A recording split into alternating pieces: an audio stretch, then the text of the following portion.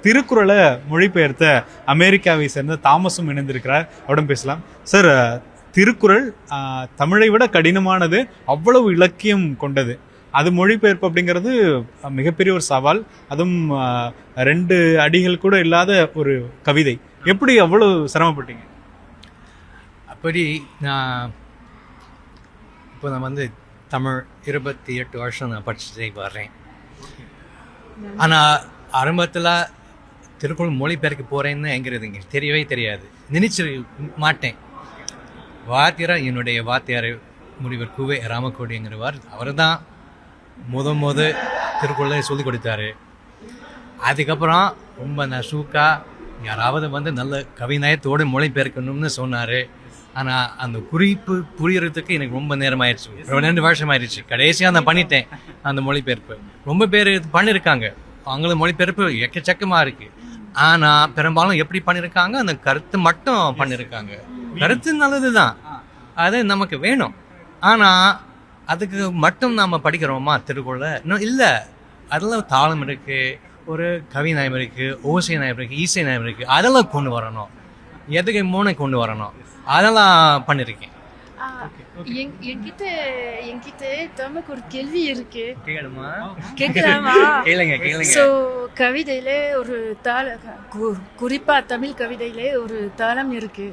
So மொழிபெயர்க்கப்பட்ட கவிதையில அந்த தாளத்தை கேட்க முடியுமா? அதாவது வந்து அந்த குரல்வெண்பா என்கிற ஒரு அமைப்பு இருக்கு இல்லையா, அந்த யாப்பு, அது வந்து இதே மாதிரி ஆங்கிலத்தில் இல்லை. ஆனால் ஆங்கிலத்தில் ஒரு இன்னொன்று உண்டாக்கலாம். அதாவது வந்து இதே தாழ்மை சொல்ல முடியாது, ஆனால் அந்த மாதிரி கொண்டு வரலாம். இன்னொன்று செய்யலாம். அதாவது வந்து அந்த எதுகை மோனை இருக்கு இல்லையா, ஒரு எடுத்துக்காட்டு. அதாவது வந்து சரி, இதே வார்த்தை வச்சு அந்த எதுகை மோனை செய்ய முடியாது, ஆனால் வெவ்வேறு மாதிரி வச்சு அந்த கருத்து கொண்டு வர முடியும். ஒன்று இருக்கு.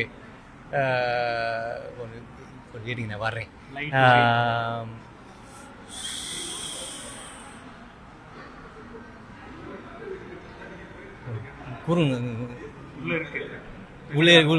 உள்ளே இருக்கு.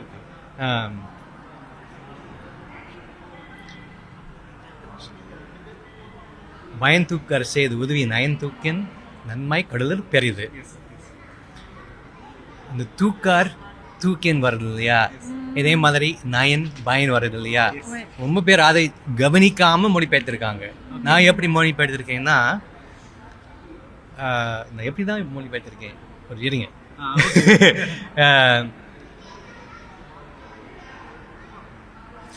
The weight of good done without weighing results, grace greater than oceans. Tukin, weighing. இதே மாதிரி grace greater, நயன் நன்மை. அந்த மாதிரி கொண்டு வரணும்னு நான் பண்ணியிருக்கேன். ஆமாம். அதான் அது ஃபர்ஸ்ட் லெட்டர் மட்டும் இல்லை, அந்த மெய் எழுத்து, அந்த உயிர் எழுத்து, அது ஒரு ஒரு மைப்பு இருக்கு, அது கொண்டு வரணும். அது முடிஞ்ச அளவுக்கு நான் பண்ணியிருக்கேன். ஏன்னா உண்மையா கடினம் இல்லை. ஏன்னா இதுல 247 எழுத்துக்கள், அதில் வெறும் 26 எழுத்துக்கள் போது அவ்வளோ விஷயங்கள் அதுக்குள்ள இருக்கும்ல, ரொம்ப கடினமா இருக்கும். ஆமாங்க. கண்டிப்பாக. அது எப்படி ஹேண்டில் பண்ணீங்க?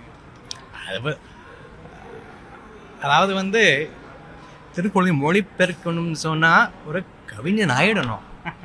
அது ஆணு பேருக்கு தான் இது பண்ணியிருக்கேன். அதான் சொல்றேன். தமிழையும் எழுதுவேன், அந்த அளவுக்கு எழுத முடியாது. இல்லைங்க. அதாவது குறுவெண்பா என்கிற அமைப்பு யாப்பு நான் ஒரு பயிற்சி மேற்கொண்டேன்.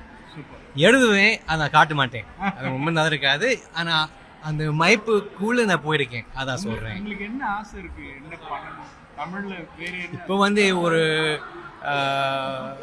பெருமாள் முருகன் இன்னைக்கு நம்ம கொண்டாடுறோம் இல்லையா, அவர் எழுதிய ஒரு அருமையான கட்டுரை தொகுப்பு வான்குருவியின் கூடு.